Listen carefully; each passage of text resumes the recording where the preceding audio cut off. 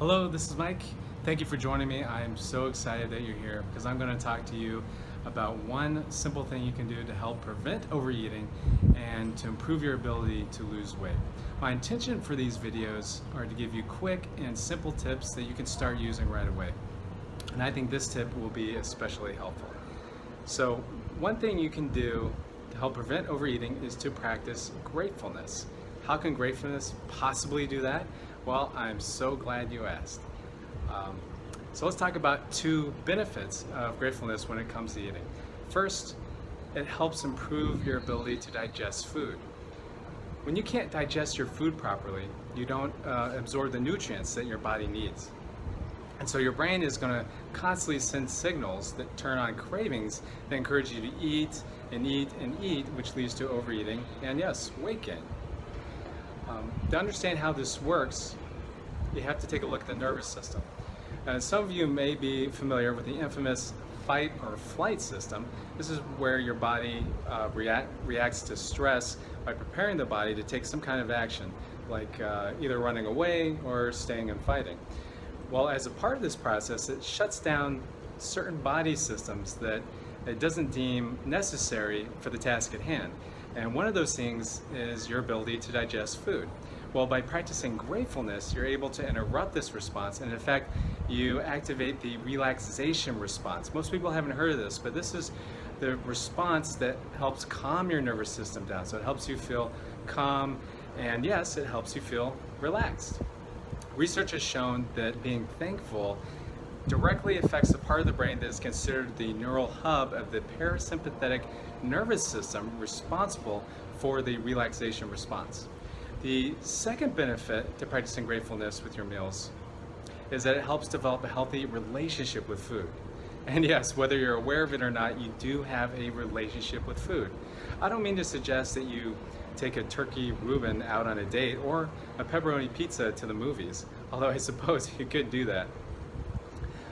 What I mean by a relationship is how you relate to something. We mostly think about people when we think of relationships, but we can relate also to circumstances and things such as food. If you think about from early childhood, we usually develop an emotional connection to food somehow. Most of us have developed a sense of celebration and happiness with food because of things like birthdays and holidays.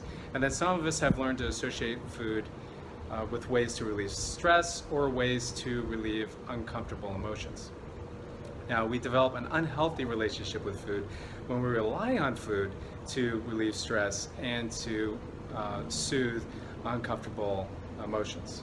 Okay? By practicing gratefulness, it helps us feel better. Gratefulness in and of itself is a healthy way to help us feel emotionally nourished because, like I've already discussed, it helps calm us down, and then with consistent practice, it actually helps us feel happy.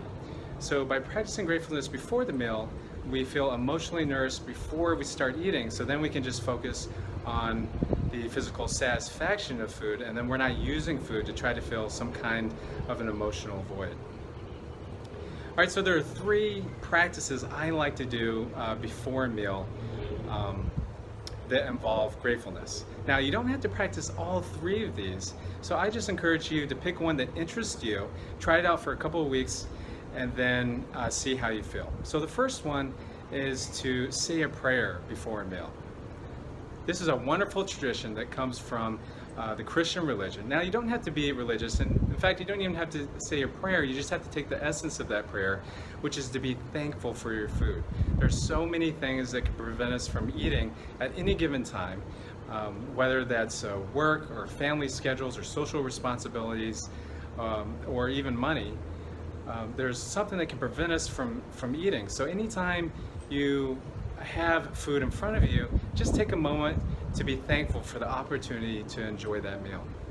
The second thing you can do is to contemplate where your food came from, and I have been doing this recently and I really enjoy it.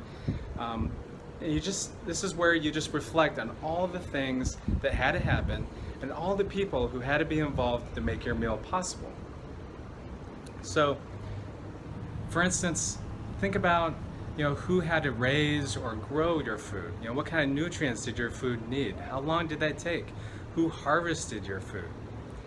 And who transported that food to a farmer's market or to a store to give you easy access to it? Who sold you that food?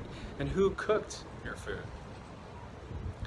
Just close your eyes and just imagine taking this journey with your food from farm to table.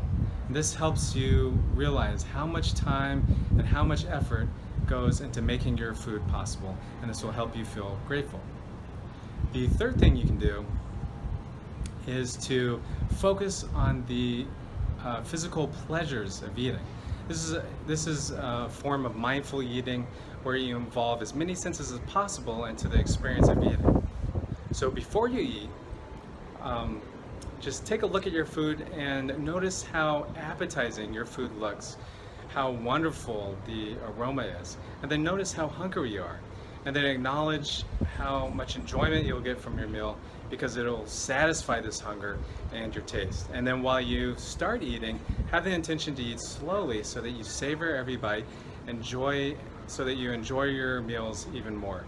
And then you'll spontaneously start to feel grateful. Well, that's all I got for now. I really hope you enjoyed the video. Share with friends and family. Be sure to like the video, like the Facebook page, subscribe so you don't miss out on any future posts. And until next time, be healthy, be happy, be extraordinary.